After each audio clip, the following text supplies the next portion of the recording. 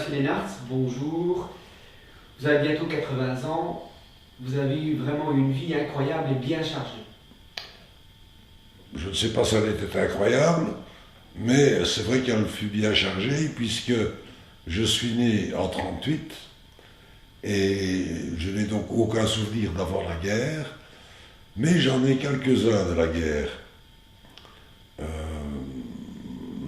Maman m'a toujours raconté et rappelé des choses de la guerre, et j'en ai retenu quelques-unes, et j'en ai vécu quelques-unes moi-même. Par exemple, lorsque le 10 mai 40, les Allemands ont attaqué le fort des Bénémals, parce que c'est ici que la guerre 40-45 a commencé. C'était le 10 mai 40, à 4h15, les Allemands ont commencé à bombarder le village. Résultat, 70 maisons démolies, 10 fermes. C'était des ruines partout, les fils électriques pendaient sur la rue, il y avait des débris un peu partout. C'était l'apocalypse. Et il y eut ce jour-là, en 2 heures, 37 civils tués par les bombardements, et tout le monde s'est enfui dans la grotte du Trou-Loulou. Et nous étions dans la grotte du Trou-Loulou avec des gens optimistes en disant nous sommes bien à l'abri, mais aussi des pessimistes qui racontaient par exemple que si le fort tenait, on serait tous ensevelis dans la grotte et qu'il fallait fuir. Donc nous avons passé une nuit dans la grotte, puis on a décidé de partir. On est parti avec papa, maman, ma sœur et moi. Moi, j'avais 18 mois. Je sais bien que maman m'avait placé dans un sac en jute qu'elle avait accroché à son dos.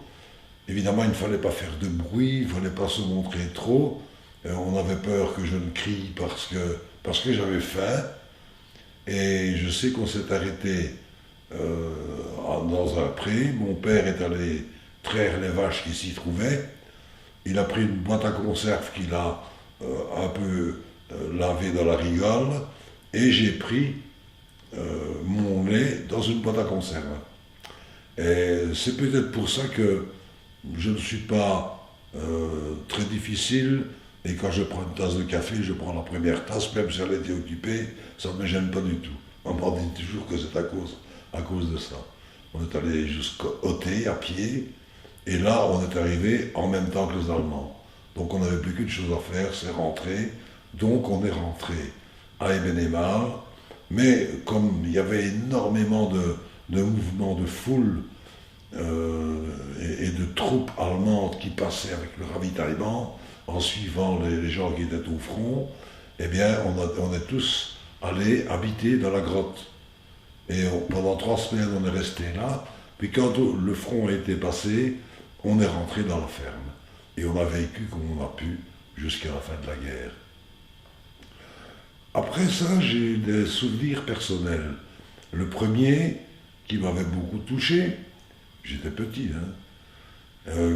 c'était peut-être en 43 ou en 44, un des Allemands qui gardait le fort, c'était le vieux soldat qu'on avait récupéré, et il venait à la maison chercher chaque matin un demi-litre de lait.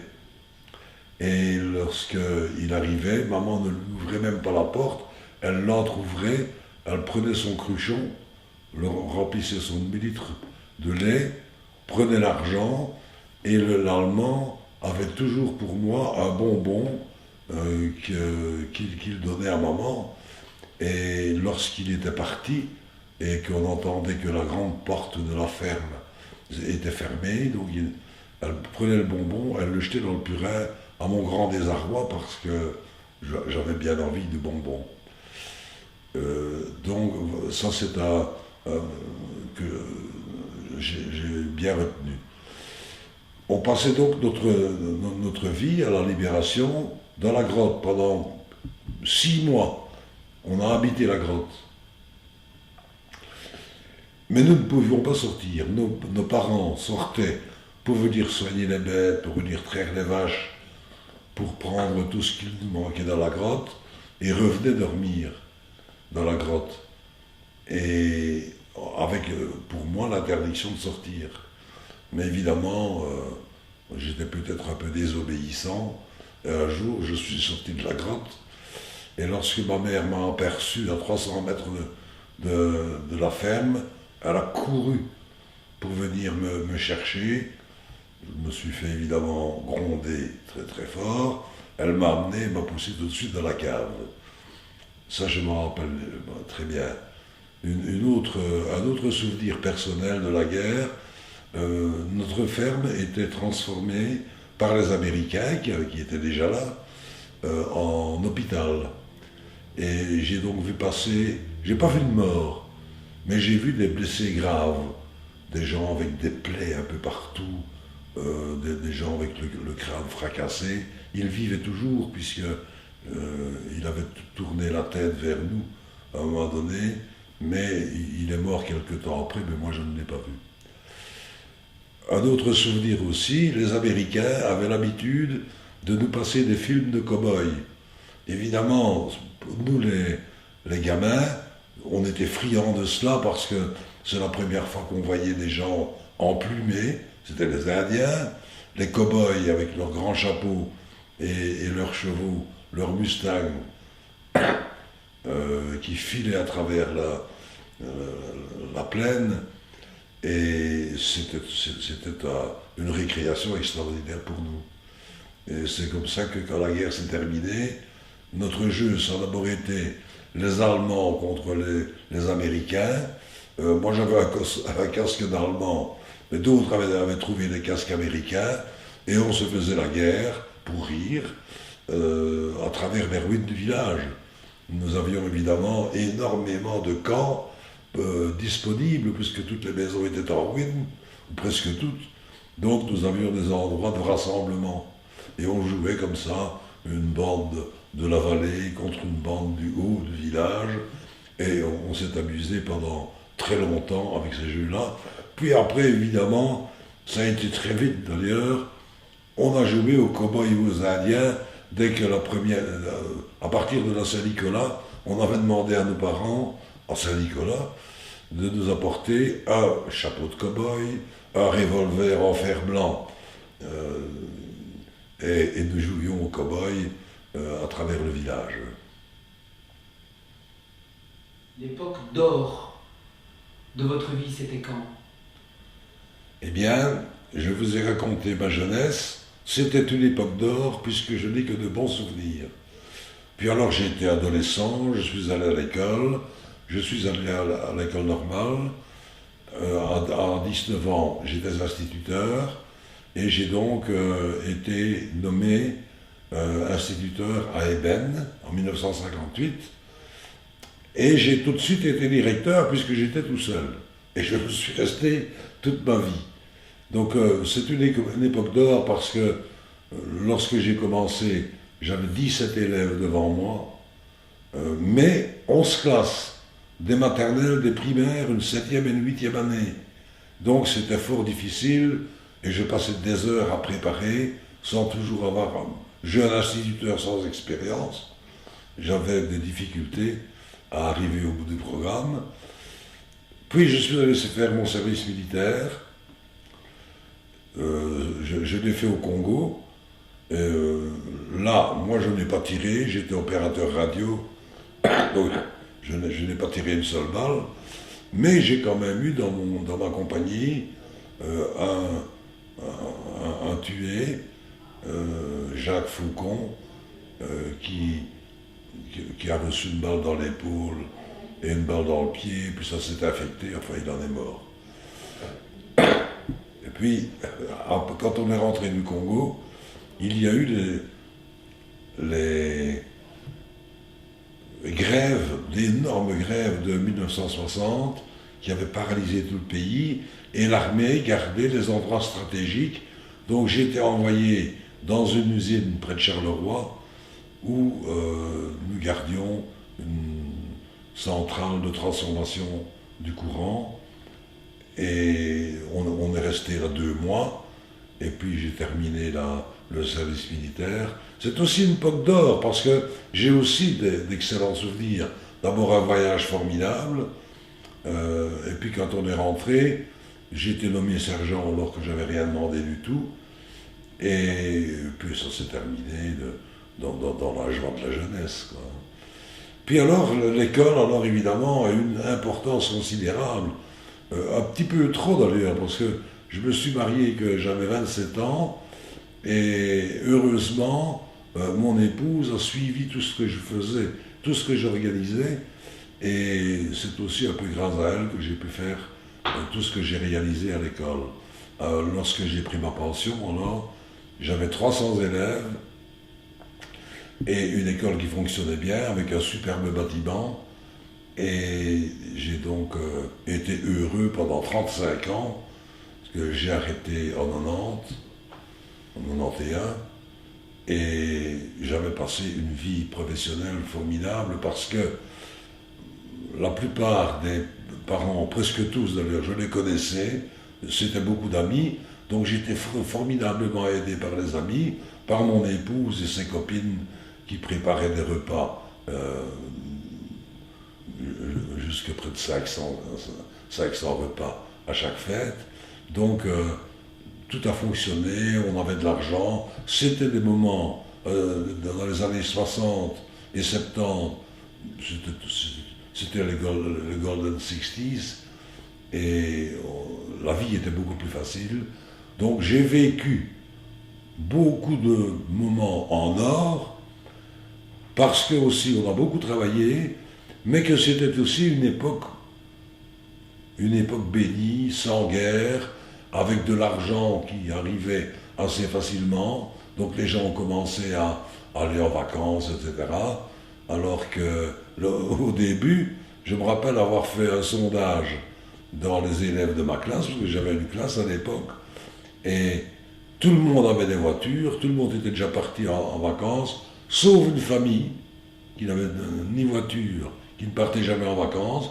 Mais ce n'était pas une question d'argent, c'était une question de mentalité, c'était une question de choix de vie. Et puis alors j'ai pris ma pension à 52 ans, et à 52 ans, évidemment, j'étais encore assez jeune pour faire des projets que j'ai réalisés. J'ai d'ailleurs toujours des projets maintenant.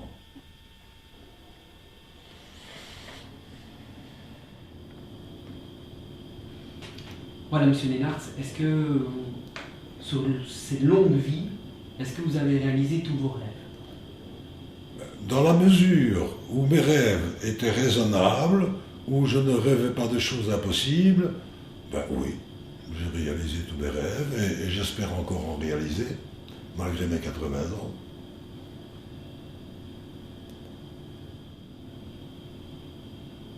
Voilà, la période la plus importante de l'année, pour vous, c'est laquelle? Oh, c'est nettement le printemps.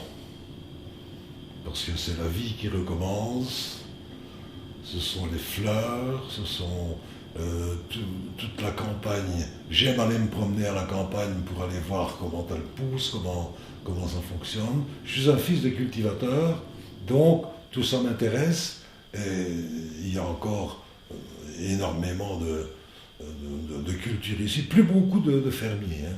Je me rappelle avoir fait, en 1965, le recensement des artisans et des indépendants de la vallée, à la demande du bourgmestre d'ailleurs. Eh bien à l'époque, donc c'était en 65, il y avait 72 fermiers à Ébénémal. Il en reste 5.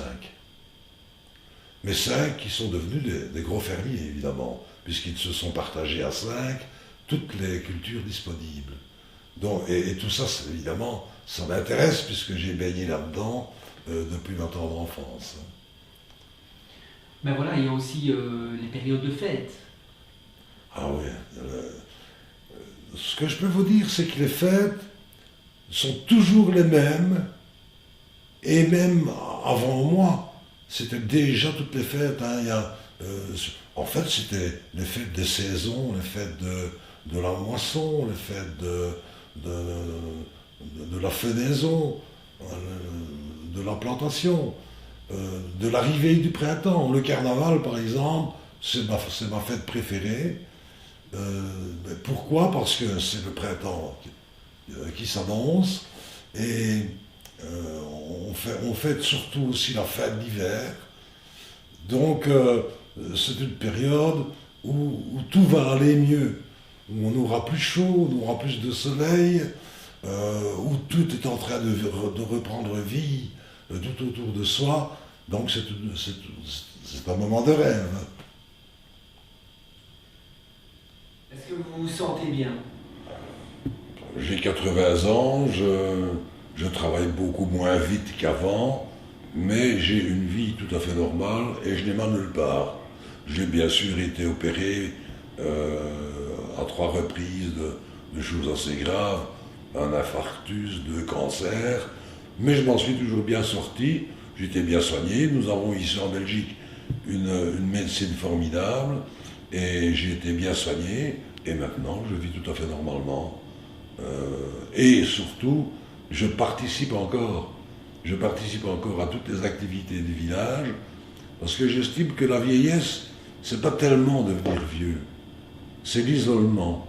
Quand on voit disparaître autour de soi des gens qu'on a connus et qui sont décédés, et je me retrouve parfois dans une activité où je ne vois plus personne de mon âge, où je suis souvent le plus âgé de l'assemblée, mais enfin, j'essaie de participer, parce que la vieillesse, quand on n'en demande nulle part, et qu'on est bien installé, enfin, comme tout le monde, eh bien, la vie est belle.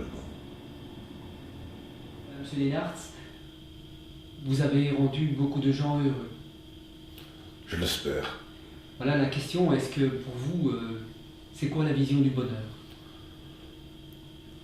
D'abord, c'est de voir autour de soi des gens heureux. Et si vous avez pu apporter votre contribution à leur bonheur, eh bien c'est un bonheur pour moi-même. C'était la même chose à l'école avec les enfants. Vous savez, nous habitons un petit village. À cette époque, les gens ne partaient pas beaucoup en vacances. Et lorsque j'ai commencé le camp en 1961, eh bien, pour la plupart des enfants, c'était la première fois qu'ils délogeaient.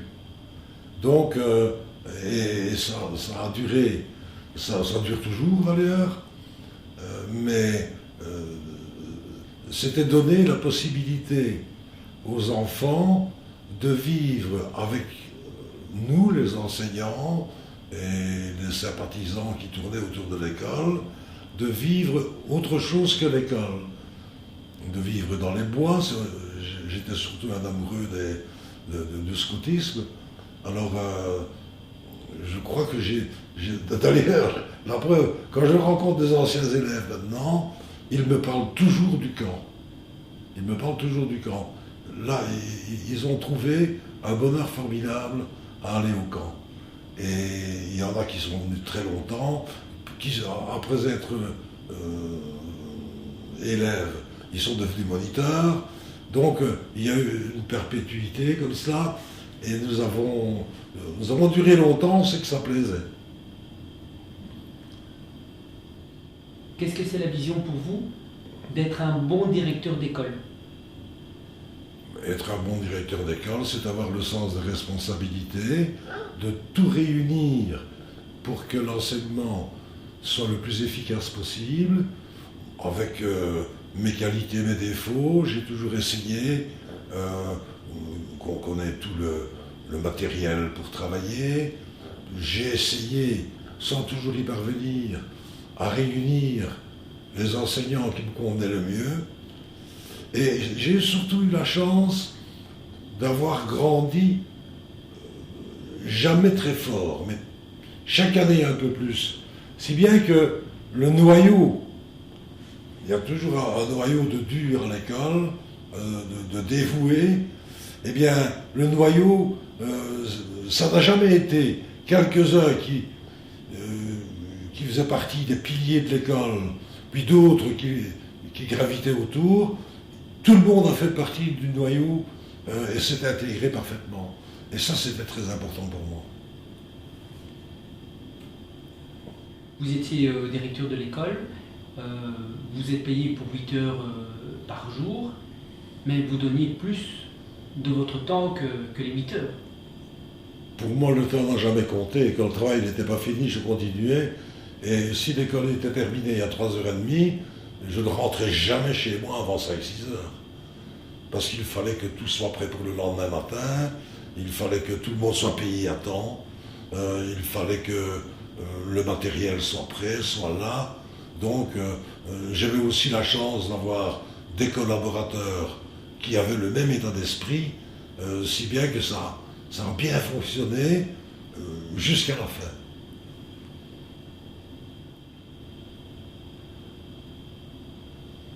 Voilà, dans votre village, il y a plusieurs fêtes, et quand vous étiez directeur de l'école, vous prépariez les fêtes combien de mois à l'avance? Eh bien, les fêtes étaient préparées tout au long de l'année. Nous en préparions 3 par an. Il y avait la Saint-Nicolas, donc il fallait préparer les scénettes, il fallait préparer le matériel électronique, il y avait des parents, il y avait tous les métiers. Donc il y avait la Saint-Nicolas, qui était une grande fête. Nous préparions aussi une fête des grands-parents. Et ma démarche était celle-ci. Les grands-parents, la première fois que j'ai été étonné moi-même d'ailleurs, je croyais voir arriver des vieilles personnes. Eh bien non, les grands-parents, on reste plus longtemps jeunes maintenant. Les grands-parents, c'était des gens qui avaient de l'expérience, ils étaient pensionnés ou ils ne l'étaient pas, mais ils avaient une expérience de la vie, une expérience dans leur métier. Donc j'essayais d'attirer les grands-parents qui ont avec leurs enfants un rapport beaucoup plus affectif que les parents eux-mêmes. Et ils disposaient de beaucoup plus de temps. Si bien que je me dis, attirer les grands-parents à l'école, ça va leur faire un plaisir immense, ça va créer une ambiance, et ça va me créer aussi à moi et à l'école plus de bénévoles. Donc j'avais un papa électronicien par exemple, qui organisait toute la sono, tout ce qui était électronique, tout ce qui est mécanique, etc. J'avais des soudeurs qui me soudaient des échoppes pour avoir plus facile.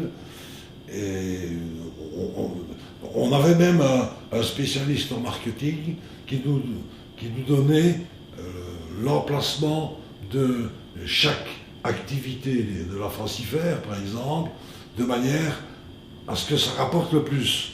Il fallait d'abord le tout petit, c'était le bac à sable, et puis c'était différents jeux de plus en plus difficiles, qui se terminaient toujours juste à l'entrée du bar, parce que c'est le bar qui nous rapportait le plus.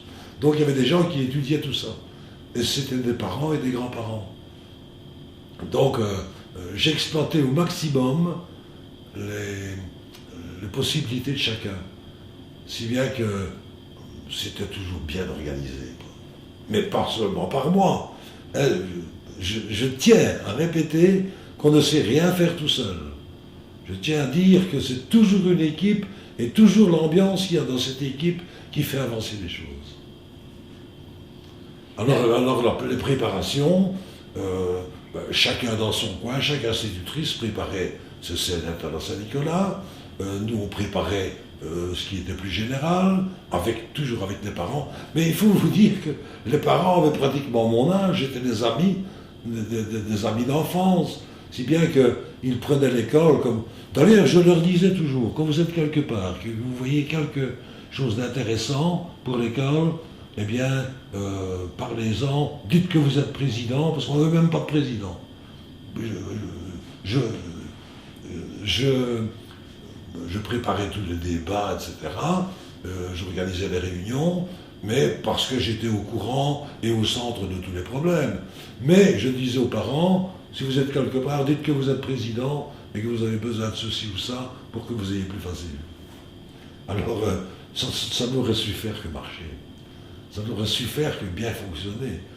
Parce que tout le monde se sentait responsable. J'ai aimé des parents qui avaient trop de poros dans leur jardin, par exemple. Eh bien, un jour, on voyait arriver un papa avec 1000 poros dans sa remorque et qui amenait ça à l'école pour qu'on prépare les soupes, etc., quoi. Donc, on parvenait à faire payer les dîners, c'était en francs belges à l'époque, hein, pour 3 fois rien, quoi. Tout le monde pouvait manger, presque gratuitement. Et j'en ai donné gratuitement plus d'un, plus de 10 et plus de 1000. Hein. Parlons avec vous, vous êtes un directeur de rêve. Ça n'existe plus ce genre de directeur aussi proche des parents et tout, vous voyez. Vous étiez comme une famille avant à l'école. Avec les parents, il y avait jamais de temps. C'était des amis. Oui, tout à fait.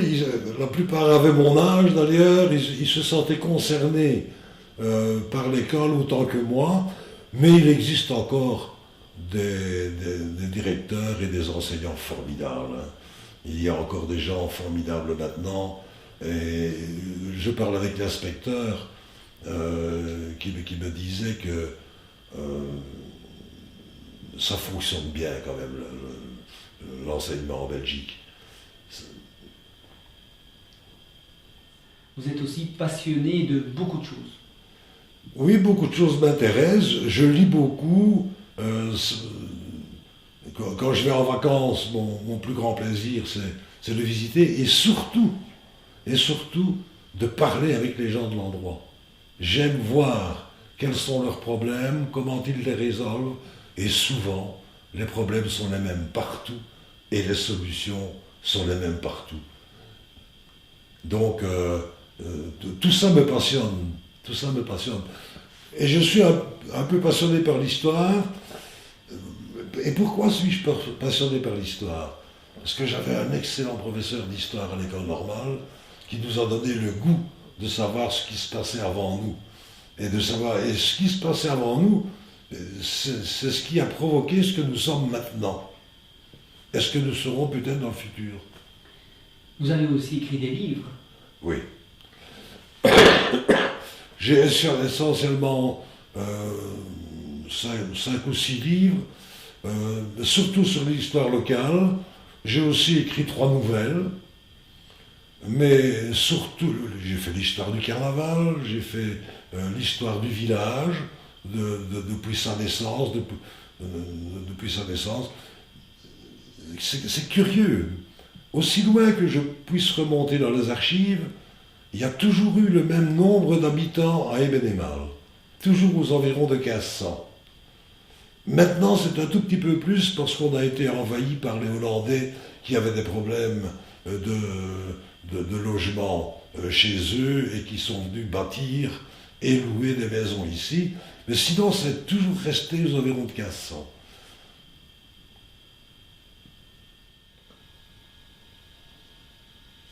Voilà, monsieur Lénard, vous avez une grande famille.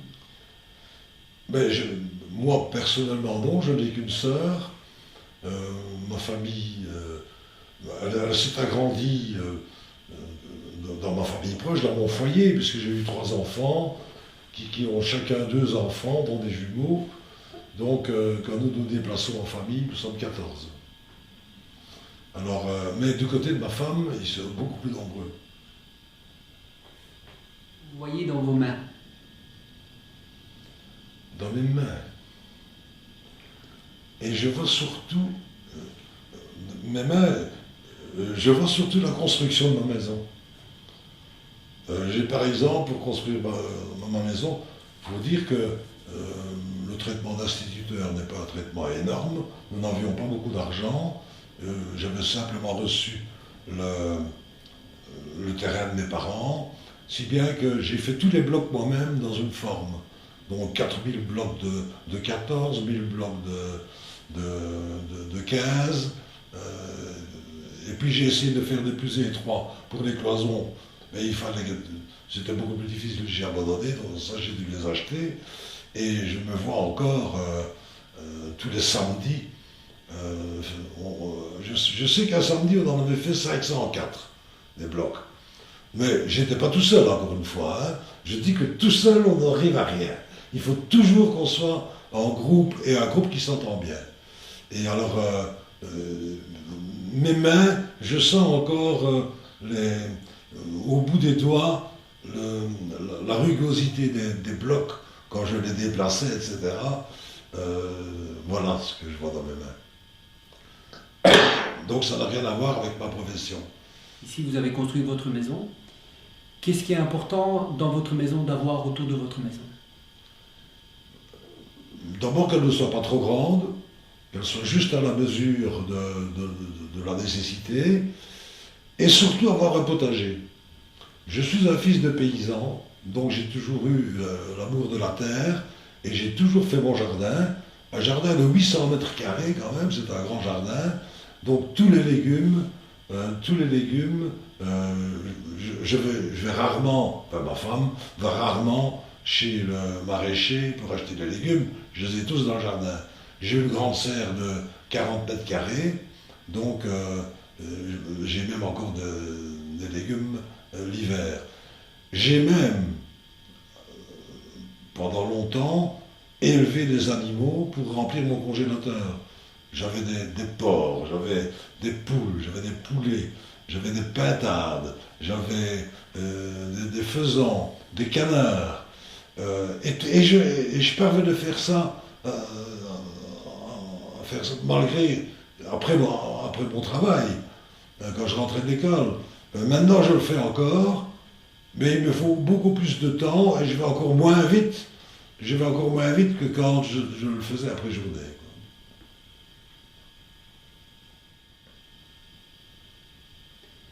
Voilà, c'est incroyable. Vous me dites que vous étiez président de plusieurs comités. Oui, j'étais président de plusieurs comités. J'étais président à la Société Sainte-Cécile des Malles. J'étais président des anciens élèves de l'école. Je suis toujours maintenant, la seule chose qui me reste, président de la crèche que j'avais créée à l'école. J'étais président des directeurs d'écoles autonomes de l'État, puisqu'on a été repris par l'État après, président de l'association des directeurs d'écoles autonomes, puis quoi encore, voilà, donc c'était déjà pas mal. Il y a encore autre chose, hein, mais je ne me rappelle plus beaucoup. Mais j'aimais bien, et puis quand il y avait un problème, les gens avaient l'habitude de venir me trouver. Pareil, un exemple assez curieux. Au début de ma carrière, je faisais les discours pour tout le monde. Je faisais les discours pour les anciens combattants, pour la société colombophile, pour la société d'ébène, et tout. Quand on devait faire un discours, on me trouvait. Mais ce qui me faisait plaisir, c'est que finalement, j'en ai fait de moins en moins de discours, parce qu'il y avait de plus en plus qui étaient capables de le faire. Ce qui est très heureux, évidemment. Et maintenant, je ne fais plus aucun discours. Voilà, à l'aube de vos 80 ans, vous avez connu beaucoup de gens. Eh oui. Des gens que vous aimiez aussi, qui ont disparu. Oui. Des gens que vous aimiez beaucoup. Est-ce que vous sauriez me dire des gens que vous aimiez bien, qui ont peut-être... Oui. Dans une société, il y a toujours des gens qui ont une plus forte personnalité. Et ce sont surtout ceux-là qu'on retient. Et j'aimais surtout les gens qui avaient des qualités que moi je n'avais pas. Je les admirais parce qu'ils savaient beaucoup mieux faire que moi. J'ai un voisin menuisier, par exemple, ici, qui est un véritable artiste. Et je vais le voir travailler parce que je suis totalement incapable de faire ce qu'il fait. Et c'est toujours très bien ce qu'il fait. Mon autre voisin, le vieux forgeron, qui est mort à 92 ans, il savait tout faire. Il savait tout faire dans tous les domaines. Depuis cuisinier, maréchal ferrant, soudeur, cueilleur de cerises, il était le plus hardi sur les échelles. Bon, moi je ne savais pas faire tout ça, mais j'admirais ces gens-là. Il y avait aussi des gens sans véritable culture dans le sens traditionnel du terme, mais qui avaient un don pour parler du passé. Il y avait par exemple un monsieur qu'on appelait Alexis Lénars, qui avait été chapelier, un des derniers chapeliers de la vallée du Gers, et qui avait le don de parler du passé, de sa jeunesse, et même de l'actualité, mais avec son esprit très ouvert. Lorsque je vais me promener, j'essayais toujours de m'arranger pour le rencontrer, pour pouvoir parler avec lui. Et il me parlait toujours de son passé, qui était un passé ordinaire, mais qui était formidable finalement, parce qu'il en parlait avec beaucoup de passion, il a tout fait avec passion. Donc ces gens-là ont disparu, c'est dommage. Vous savez, la vieillesse, c'est pas tellement de devenir vieux, c'est surtout de voir disparaître tous ceux qui vivaient autour de vous et qui ont disparu. Et le danger, c'est de s'isoler. Et je fais mon possible pour ne pas m'isoler et de participer à tout ce qui se passe dans le village afin de rester toujours en contact avec la société. Et pour moi, c'est important.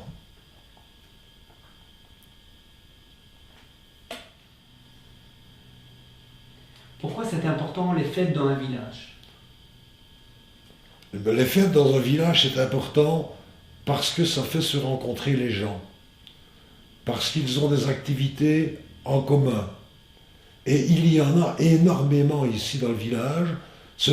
Ébénémal n'est pas un village dortoir, c'est un village qui vit encore et qui vit de ses traditions et de son folklore. Et nous avons un folklore extrêmement riche. Je peux vous faire l'historique si vous voulez, je vais essayer d'être court. Nous avons fait partie du Limbourg jusqu'en 1963. Or le Limbourg était un endroit, depuis la période des occupations et surtout pendant la période hollandaise, où le sud du Limbourg était un lieu de non-droit, où l'on entreposait tous ceux qui n'étaient pas d'accord avec les dictatures de l'époque. Et par exemple, être fou était une infraction à la loi. Il y avait d'ailleurs à l'époque un ministre de la Justice et de la Folie. Et c'est comme ça qu'on a trouvé dans le Limbourg, et qui existe encore maintenant, un tas de centres qui accueillaient, c'était souvent des bonnes sœurs, qui accueillaient les révoltés, les révolutionnaires, les délinquants, etc. Et ils avaient créé des petites fabriques de cigares. C'est comme ça que dans le sud de Limbourg, il y a énormément de fabriques de cigares. Mais il y a aussi beaucoup d'asiles. Requem, Gegelom, Genk, Gil. Et nous faisons partie de cela. Donc quand il arrivait quelqu'un de l'étranger, c'était toujours un peu négatif. Alors, la culture, dans sa signification traditionnelle, s'est appauvrie. On a longtemps parlé wallon. Donc le français était... Il n'y a d'ailleurs aucun professeur de français, toujours maintenant, à Ébénémal. Des profs de maths, il y en a, des profs de langue, etc. Mais des profs de français, il n'y en a pas.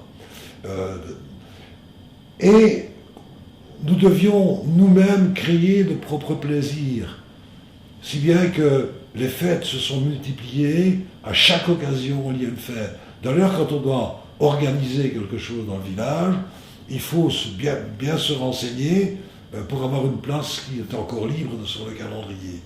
Donc les fêtes sont importantes parce que c'est une occasion de rencontre, c'est une occasion... Quand on connaît mieux quelqu'un, on sait mieux l'apprécier. On ne décause jamais quelqu'un avec qui l'on parle souvent. Donc il faut que les gens se parlent, il faut que les gens se voient, il faut que les gens se rencontrent. C'est très important pour vivre dans une vraie société. Et nous sommes dans une vraie société dans ce village. Je vois autour de moi des villages comme Lanay, Lix, eh bien, il n'y a plus rien. Il n'y a plus rien. Les gens ne font plus la fête. Donc ils ne se voient plus. Ils regardent la télévision tous les soirs et ne vont jamais plus à aucune réunion, ne se réunissent plus. Il y avait ici ce qu'on appelait des ravis. En été, les gens se rassemblaient dans un endroit où il y avait un banc, etc., et passaient toute leur soirée à discuter. Ben, c'était formidable. Dans un autre coin, il y avait des gens qui jouaient au bouchon. C'est un petit peu notre pétanque dans la région, mais les gens se parlaient, les gens pouvaient s'apprécier.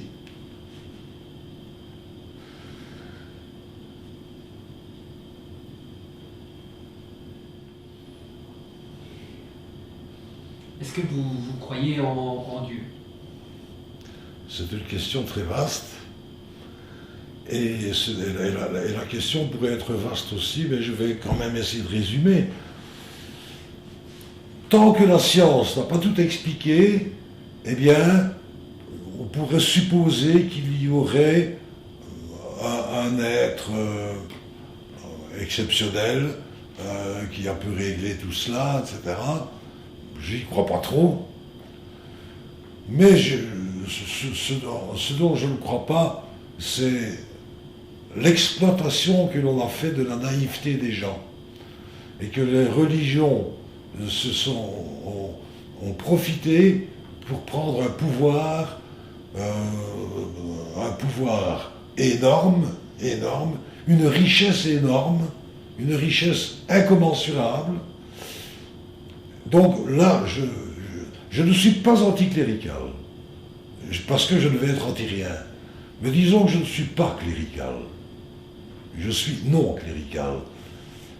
Mais je peux reconnaître aussi que la religion a été nécessaire pour un grand nombre de personnes pour s'aider à vivre et à se supporter. Mais je ne crois pas en tout ce que l'Ancien Testament, c'est une histoire. Le Nouveau Testament, c'est plutôt des légendes. Mais je ne suis pas contre la religion. Je ne suis pas contre la religion parce que ça fait un bien énorme à beaucoup de monde. Mais ça fait beaucoup de tort aussi. Et des guerres. Vous voyez comment la société plus tard? Comment vous voyez notre société plus tard?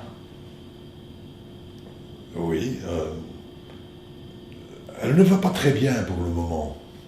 Il y a beaucoup de guerres partout, même si en Europe ici, nous venons de vivre la période de l'histoire de l'humanité la plus longue sans guerre, puisque depuis 1945 nous n'avons plus eu de guerre, mais il y a des guerres partout. Et des guerres de religion partout. Quelle que soit la religion d'ailleurs. Donc, la société, de toute façon, il n'y aura que les hommes qui peuvent changer la société.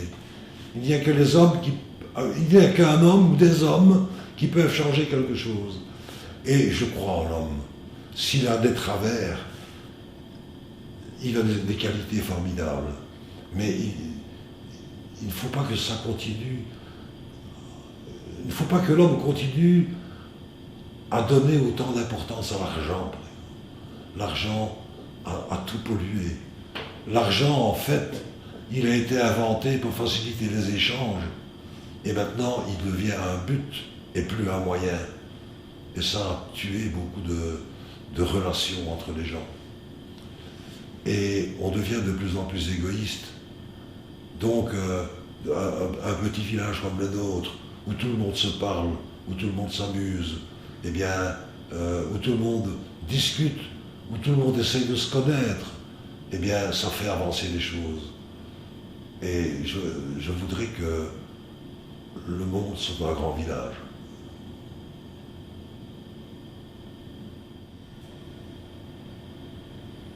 Voilà, il y a une période de votre vie qui vous a marqué, l'armée, votre service militaire. Oui, parce que mon service militaire a quand même été assez exceptionnel.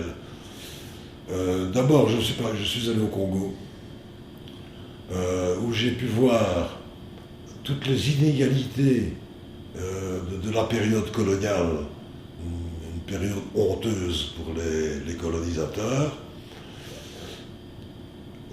Je suis venu aussi, c'était en 61, aux grèves, aux énormes grèves de 61, où on voulait abandonner l'outil, où il y avait...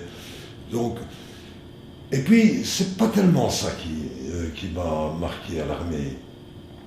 C'est surtout le fait que c'était le seul endroit où toutes les couches de la société étaient représentées, étaient sur le même pied d'égalité, avec un règlement strict, le même pour tout le monde. Et j'ai côtoyé un baron, par exemple, le baron de Bonhomme, je me rappellerai toujours de son nom, qui est venu au Congo avec moi. Mais aussi des gens qui venaient de milieux plus modestes, des gens qui avaient fait des études, des gens qui n'en avaient pas fait, et tout ça fonctionnait grâce à un règlement très strict, trop strict, qu'on ne saurait peut-être plus appliquer maintenant.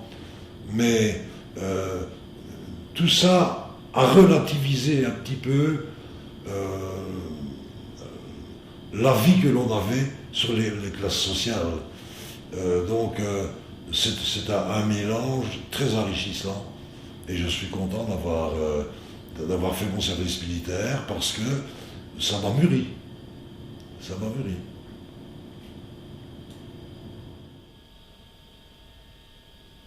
Voilà, Monsieur Lénars, aujourd'hui nous sommes le 6 janvier 2018. Voilà, si je dois vous poser la dernière question, ça serait quoi la dernière question pour vous que je dois vous poser? D'abord d'avoir la santé le plus longtemps possible, de pouvoir encore réaliser quelques projets qui me restent encore qui me restent encore. Voilà, la santé. Et c'est quoi les projets que vous voulez encore réaliser, peut-être?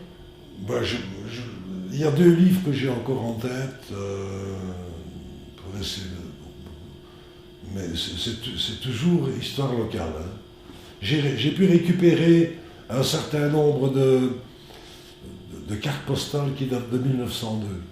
Alors ce que je voudrais bien faire, c'est faire des photos actuelles exactement au même endroit que les photos de 1902 et décrire l'évolution de tous ceux qui ont habité dans ces maisons-là, ce que ces gens-là sont devenus, etc. Ça c'est un projet. C'est un projet. Donc voilà, c'est déjà pas mal, ça me prendra déjà du temps. Et le mot de la fin? Le mot de la fin, ben, la vie est fantastique.